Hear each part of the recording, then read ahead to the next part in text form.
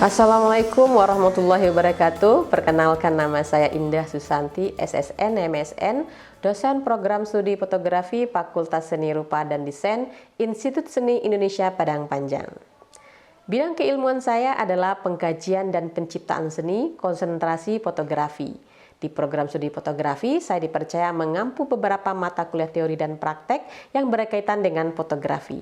Di antaranya adalah etnofotografi, fotografi makro, metodologi penelitian fotografi, metodologi penciptaan fotografi, kerja profesi, semiotika visual, dan fotografi dasar.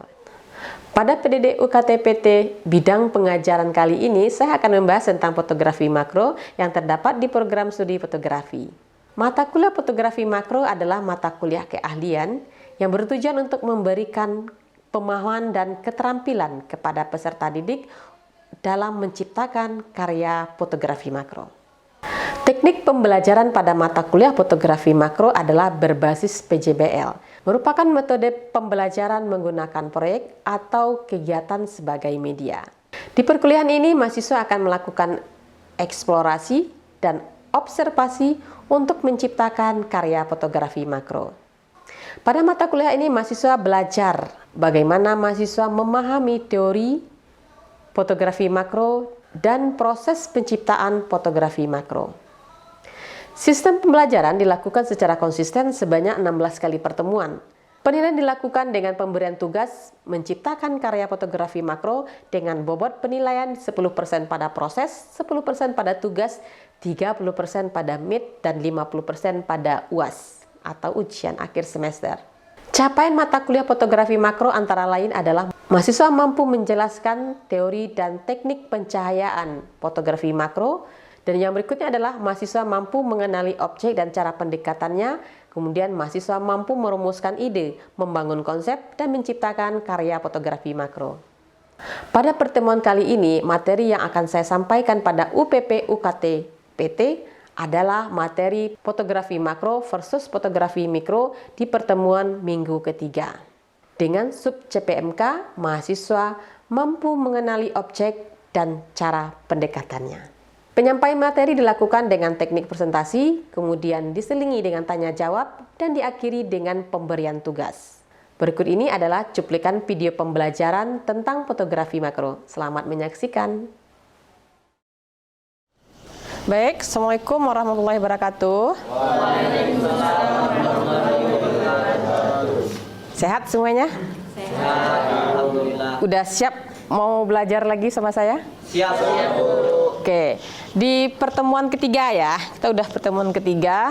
Di minggu kemarin kita sudah membahas tentang histori atau sejarah ya, sejarah fotografi makro. Jadi pada mata kuliah makro di pertemuan ketiga ini saya akan ngasih materinya fotografi makro vs fotografi versus fotografi mikro. Nah, nanti saya akan mengarahkan dalam bentuk ceramah, setelah ceramah ini nanti ke demonstrasi dan nanti akan ada praktek. Oke, kita siap belajar ya. Nah, saya jemput dulu nih materinya. Kalau di pertemuan sebelumnya kita sudah ngasih dasar-dasar dari fotografi makro, itu ada pengantarnya udah, bahwasanya di dalam kehidupan kita sehari-hari ini banyak hal-hal kecil yang luput dari pandangan kita.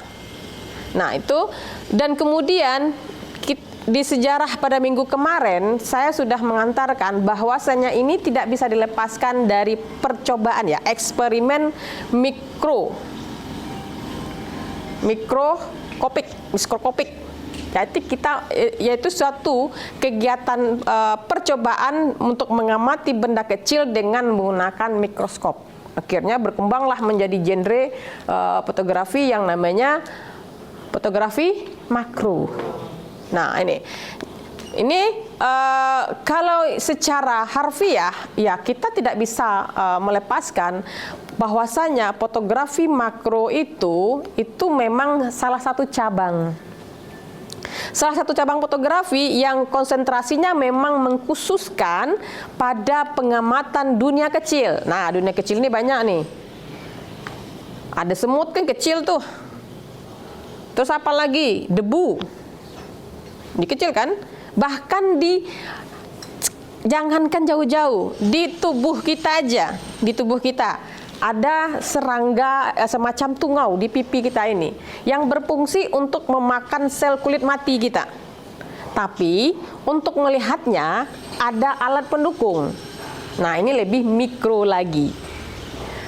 Jadi di kehidupan kita sehari-hari ini banyak hal-hal kecil yang tanpa kita sadari, dan ketika kita mencoba untuk menyelaminya itu banyak keindahannya. Banyak sekali. Bahkan yang saya pernah menuliskan ke dalam sebuah buku yang bunga kecil dari pohon kelapa, ada yang kecil sekali. Itu ketika kita amati, dengan ketika kita visualkan dengan menggunakan kamera dengan lensa makro, itu estetik sekali, indah. Seperti dia berbentuk bunga Kamboja yang sering digunakan sebagai simbol kecantikan ketika kita mau berkunjung ke spa, ya kan? Ada kan? Atau orang Bali kan sering naruh di bunga di kuping, di telinganya nih, di kuping ini kan. Nah, itu ternyata ketika kita foto dengan menggunakan kamera alat bantunya lensa makro, dia lebih menarik sekali. Nah, itu baru tumbuhan satu. Bagaimana dengan debu? Bagaimana dengan karang gigi? Atau kuman-kuman kecil lagi? Nah, itu kan lebih mikro. Nah, makanya pertemuan ini yang ini sejarahnya fotomikrografi. Ini waktu eksperimen yang saya bilang tadi, awalnya memang dari sini. Nah, dan berkembanglah dia menjadi suatu genre baru, dan sekarang fotografi makro itu menjadi salah satu bagian dari kurikulum. Mata kuliahnya ada dirancang dalam kurikulum. Tujuannya untuk apa? Untuk merangsang bagaimana mahasiswa ini ketika memunculkan ide-ide kreatif dalam penciptaan atau pengkajiannya. Itu tujuannya. Jadi ide-ide kita itu bukan sebatas yang biasa kita lihat dengan mata biasa saja. Karena fotografi makro itu, kenapa dia ada juga untuk melihatnya, karena kita memiliki keterbatasan indera, maka ada alat bantunya lensa makro. Selain lensa makro juga ada alat pendukungnya, adalah macam-macam. Ada reverse ring, itu alat ya. Nah, alat abiso extension tube. Yang kedua, berikutnya ada adapter. Ini adapter namanya nih. Yang kecil, mana yang tadi? Yang nanti disambungkan. Ada lagi yang reverse ring udah tadi ya. Satu lagi, dia juga kecil, filter close up. Oke. Nah, jadi sejarahnya ini. Jadi ini harus dipahami oleh mahasiswa dulu, karena fotografi makro itu bukan hanya berbicara tentang objek kecil saja. Nggak menarik, Bu, kan kita hanya mengamati benda kecil saja. Kalau berpikiran seperti itu berarti ada kedangkalan dalam berpikirnya. Karena fotografi makro ini menjadi gerbang untuk pengembangan kreativitas dan gerbang untuk berkolaborasi dengan bidang ilmu lainnya, sehingga keberlanjutan bidang ilmu fotografi itu terus mengalami peningkatan. Tidak tutup kemungkinan nanti mahasiswa yang mengambil mata kuliah fotografi makro ini memiliki ide untuk mengembangkannya ke dalam karya akhirnya lebih ekstrim lagi, sehingga ada kontribusi lebih nantinya ke dalam penciptaan karya seni fotografi. Itu tujuannya. Jadi kalau bicara masalah tingkat keterlihatan atau tidak terlihat oleh mata, itu banyak sekali sel. Sel itu nanti ketika banyak dia sel-sel terdiri 1, 2, 3 akan menjadi jaringan, akan membentuk jaringan sama seperti ini, yang pada sampel ini jaringan kumpulan sel. Nah, ini akan lebih tajam lagi kita bisa mengamatinya, tentu didukung dengan peralatan yang lebih canggih lagi. Nah, inilah satu bukti bahwasanya fotografi itu memang tidak bisa dipisahkan dari perkembangan teknologi. Mahal biaya fotografi? Iya, karena kita nyangkut dengan teknologi gitu. Kenapa kita membutuhkan alat? Karena mata kita, indera kita ini, indera penglihatan kita mempunyai keterbatasan untuk melihatnya. Makanya ada alat bantunya kalau fotografi makro adalah lensa makro. Oke. Saya nggak punya lensa makro, Bu. Iya, kita bisa untuk mendapatkan rasa di dalam memotret itu, kita bisa menggunakan alat pendukung lainnya. Tapi hasilnya tentu akan ada perbedaan antara alat dukung tadi dengan lensa makro yang benaran. Ketajamannya, warnanya, kejelasan fokus segala macamnya itu pasti. Belinya berapa, Bu? Ya nggak bisa disamakan dengan alat dukung yang kita pakai. Contoh misalnya kemarin di kelas berapa tadi yang beli, siapa yang beli Renok ya, satu lagi Renok ya. Renok apa reverse ring? Extension. Nah, itu untuk mendapatkan rasa dulu, untuk membiasakan, ya itu sangat membantu. Tapi kalau mau yang lebih lagi, belilah lensa makro itu. Kita next ya. Nih, ini sejarahnya. Nah, terus tadi saya sejarah pengantar udah, sejarah udah, terus teori udah. Kalau di dalam fotografi makro, ini saya jemput pertemuan kemarin ya. Dalam fotografi makro, teorinya ini. Cahaya pasti, komposisi, fokus. Ini kalau dia rasio reproduksi. Karena di dalam fotografi makro itu dia rasionya 1:1. 1 senti di jaraknya di depan kamera, berarti hasilnya juga sama nanti 1 senti. Jadi perbandingannya. Kalau mau lebih ekstrim lagi, balik lagi ke alatnya. Semuanya tidak bisa dilepaskan dari alat. Bu, saya punya hanya kamera, saya punya hanya lensa kit, Bu. Bisa, nanti dibalik. Pakai ring pembalik. Tapi hasilnya tentu tetap berbeda. Tapi setidaknya Anda paham dulu. Itu dulu. Nah, kalau udah biasa, nanti baru kita beli alatnya yang lebih tinggi lagi. Berproses gitu. Nah, jadi ini teori-teorinya. Ada cahaya, komposisi, jarak, dan jarak fokus, sama rasio. Nah, ini teorinya. Dan ini tidak akan saya jemput lagi, karena masalah komposisi, cahaya, ini udah masuk ke pelajaran atau mata kuliah teori, fotografi dasar. Poddas kan? Nah, ini akan tentu. Ini teorinya berkaitan dengan ini. Nah, oke, ada pertanyaan? Silakan. Assalamualaikum warahmatullahi wabarakatuh. Silakan berdiri biar nampak sama kawan-kawannya ini. Baik, assalamualaikum warahmatullahi wabarakatuh. Waalaikumsalam warahmatullahi wabarakatuh. Sebelumnya perkenalkan, nama saya Wahyudi dengan NIM 08304323. Di sini saya ingin bertanya sedikit mengenai apa saja pembagian dari objek fotografi makro. Oke, terima kasih. Pertanyaan yang bagus, kita kasih A+ dulu. Ini menunjukkan dengan adanya respon ini berarti udah ada rasa keingintahuan yang lebih dalam gitu ya. Karena nantinya saya pengen coba lah gitu, saya pengen praktek lah gitu. Karena kalau kita bicara teori terus nggak ada praktek rasanya hambar gitu ya. Oke, pertanyaannya sangat bagus. Di dalam fotografi makro itu secara umum ada objeknya 2. Ini objek ya, secara objek. Tapi kalau secara jenis nanti dia bisa berdasarkan hobi dari orang yang menggelutinya. Itu beda ya. Secara objek dan secara jenis beda.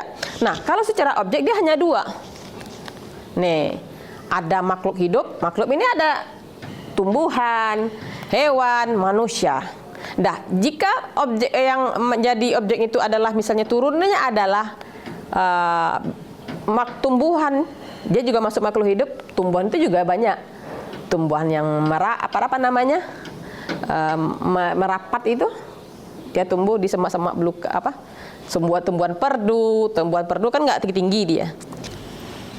Kalau jenis fotografi makro memang fokus ke objek kecil, termasuk jenisnya ada mikroorganisme.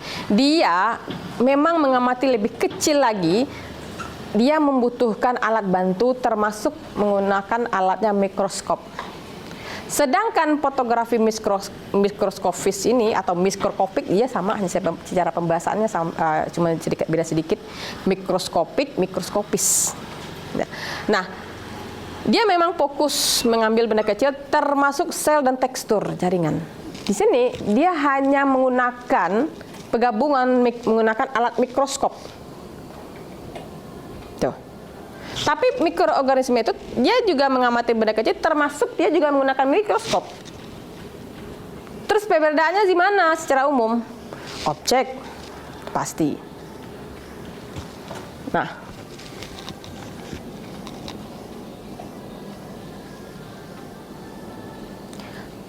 nih skala pasti beda.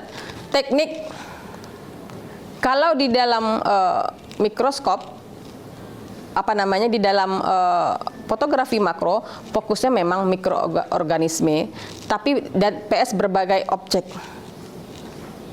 Yang fokus mikroorganisme termasuk nanti dia termasuk dengan melibatkan alat yang namanya. Ada lagi yang mau bertanya? Silahkan. Ya, silahkan. Assalamualaikum warahmatullahi wabarakatuh. Waalaikumsalam warahmatullahi wabarakatuh. Perkenalkan, nama saya Tiara Hidayani Putri dengan NIM 08102023. Baiklah Ibu, saya ingin bertanya perihal tentang perbedaan fotografi makro, fotografi dan mikroorganisme dengan bidang fotografi lainnya, Bu. Oke, terima kasih. Pertanyaannya menarik. Kasih A+ dulu. Biar nggak ngantuk kita ya. Karena kalau dengerin saya ngoceh terus pasti ngantuk kan. Nanti saya kasih nanti demonstrasinya, kalian praktek saya kasih nanti. Biar nggak bosan dengar saya ngoceh itu ya. Nah, perbedaannya dengan bidang ilmu fotografi jenis lainnya itu sangat banyak. Kalau yang fotografi etno saja, dia khusus untuk mengabdi kepada ilmu pengetahuan. Apakah dia memiliki nilai jual? Dibuat hari ini bisa terjual? Tidak, tapi dia belakangan mengabdi. Terus fotografi makro itu perbedaannya secara objek. Dia khusus ke bagian kecil dengan melibatkan untuk melihatnya peralatan-peralatan yang canggih. Kalau yang kemarin saya pernah lihat itu bagaimana struktur jaringan virus HIV. Dia kecil bergelombang-gelombang. Tapi untuk melihatnya kita butuh teknologi. Nah, dan inilah bukti untuk melihat, kalau dikatakan makro itu adalah kita mengamati dunia kecil yang menjadi fokus kita, yang menjadi objek kita. Kata kecil di sini seperti apa? Yang kecil itu indera kita ada keterbatasan untuk melihatnya sehingga kita membutuhkan alat tambahan. Ada yang lensa tadi, ada yang alat dukung, Reno, reversering, extraction, kemudian ada filter close up, kemudian mikroskop. Tuh, yang lain gimana perbedaannya? Yang lain tidak ada menggunakan alat khusus seperti itu kecuali hanya lensa dan filter gitu. Contoh street. Kita pakai lensa kan, ada filternya. Kalau cuacanya nggak bagus kita butuh CPL gitu ya, kan filter tuh untuk apanya. Nah, apakah dia juga butuh alat tambahan lain lagi untuk melihat bagaimana bentuk awan itu lebih kecil? Kan enggak kan? Ya. Tapi masing-masing dia sudah memiliki rancangan. Kalau lensa tele memang dia mengambil dari jarak jauh. Nah, kalau kita makro, kita memang memperbesar objek yang kecil dengan menggunakan alat bantu untuk melihat keindahan dunia kecil tadi. Terjawab ya? Oke, terima kasih pertanyaannya. Ini kayaknya nambah nih pertemuannya nih. Oke, ini dah ya. Nah, ini contoh. Nah, tadi saya sudah mengantarkan kalau jenis fotografi makro itu ada serangga, ada detail yang abstrak ya. Nah, ini maksudnya kemana? Abstrak atau detail? Ada yang tahu ini objeknya apa? Daun. Daun? Daun apa? Daunnya nggak tahu. Daunnya nggak tahu. Oke. Ini adalah bunga kertas putih. Yang mana? Ini kan bunga kertas juga ini. Aduh, ini dia mau rusak ini. Nah, ini. Ini juga bunga kertas, tapi yang berwarna ungu.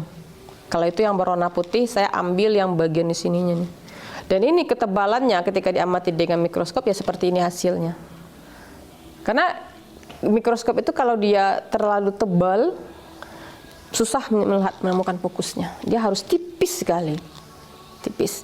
Nah, ini kalian bilang, ini kan sama-sama bunga kertas ini. Ini ada tumbuh makhluk hidup di dalamnya. Mau bayangin, kamu mau, kemarin saya ngambilnya sedikit ini nih. Ya, dia yang saya bunuh nih. Kamu bisa bayangin kalau ada yang lain. Makanya kalau dikasih bunga jangan langsung cium. Kena tungau nanti.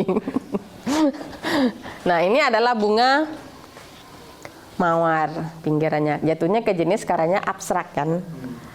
Ada, tetap kita bangun di sini estetika visualnya kan. Kita tetap memperhatikan teorinya. Fokusnya, kemudian objek udah pasti, komposisi, pencahayaan. Itu bagian dari teorinya ya. Oke, ini jenis-jenisnya. Nah, di berikutnya, ini bersama, ini yang saya bilang, ini lidah mertua. Lidah mertua ya, bukan lidah tetangga ya. Lidah mertua pedas. Apa bedanya lidah mertua dengan tetangga? Sama-sama pedas. Oke, mungkin kita cukupkan sampai di sini. Nanti akan ada tugas. Kita lanjutkan dulu sebelum kita membuat tugas, saya antarkan pada tugas. Yang jelas minggu depan nanti mahasiswa akan saya minta untuk membuat karya mikroskopik tadi. Alatnya saya sediakan. Dan kita lanjutkan dulu dengan demonstrasinya. Nanti kita konekkan ke InFocus. Boleh, siapa yang mau dulu? Siapa yang mau coba dulu? Oke, silahkan bawa objeknya. Jadi kalau dalam pelajaran IPA, pelajaran IPAS dan biologi, itu memang ada cairan kimia untuk memperjelas objek. Saya lupa bawanya, mohon maaf. Nah, setelah nanti diklik snap itu, snap yang di atas. Nah ini, di komputer itu. Tuh, snap dia gini tombol atas. Snap, snap, snap, snap. Ini saya. Itu kalau memoto. Kalau merekam, kamu bisa klik yang record itu.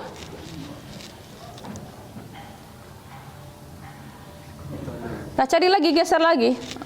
Kamu mainkan komposisi, pencahayaan segala macamnya. Karena di sini kelebihan kita, kalau kita bidangnya fotografi, aspek secara fotografi itu memang harus kita kedepankan. Boleh, silakan. Zoomnya. Nih. Mainkan. Kalau kamu geser, mainkan ini. Nah, kemana, apa yang kamu cari? Dan bagaimana kamu menata komposisi pencahayaannya? Tinggal mainkan cahaya gelap terangnya di sini nih. Ini nih. Ini cahaya di sini.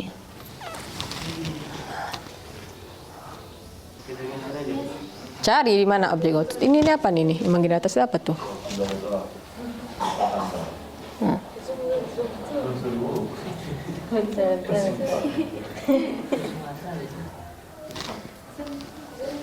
Udah situ sih.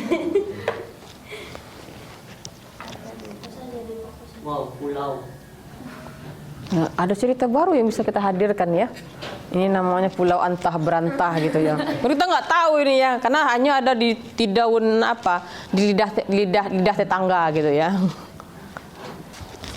Cari yang kamu hadirkan suatu gambar dengan objeknya lidah mertua ini, komposisinya berbeda, aspek fotografi terbangun di sana gitu.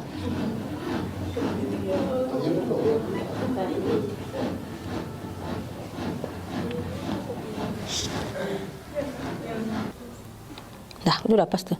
Ini yang kamu geser lagi. Kalau udah kunci ini, kamu geser ini nih. Kamu bisa geser. Fokusnya sini nih. Kamu mainkan fokus di sini nih. Nah, memang jatuhnya ke jenisnya adalah abstrak gitu.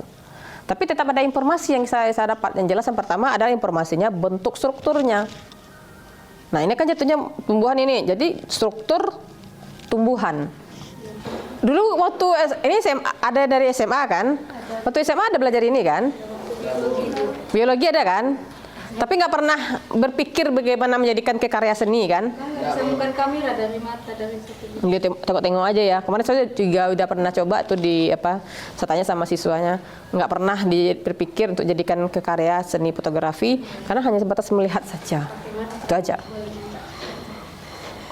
Itu apa tadi tuh? Ini kayak serasa di apa ya? Ruang angkasa itu meteor.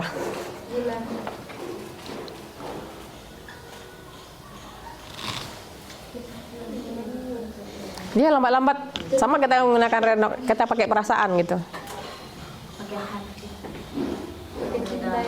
Tapi jangan makan hati pula ngelengoknya ya. Mau dapat nih Bu, jangan pula kayak gitu.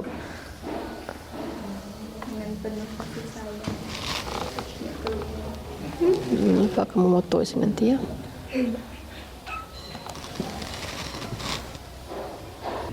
Udah.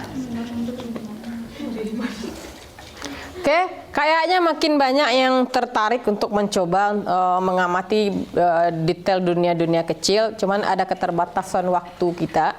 Kita lanjutkan minggu depan. Nanti silahkan membuat karya fotografinya ya.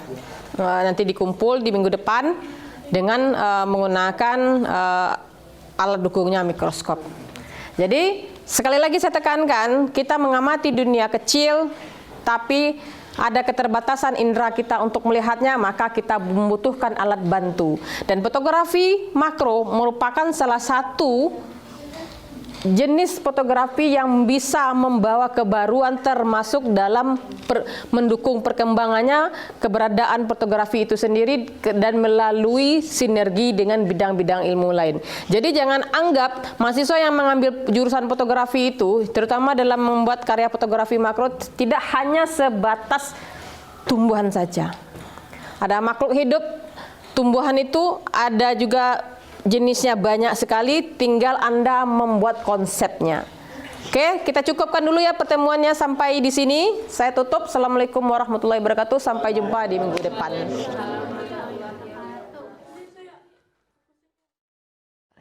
Demikianlah jabaran mata kuliah fotografi makro dan video pembelajarannya. Saya akhiri. Wassalamualaikum warahmatullahi wabarakatuh.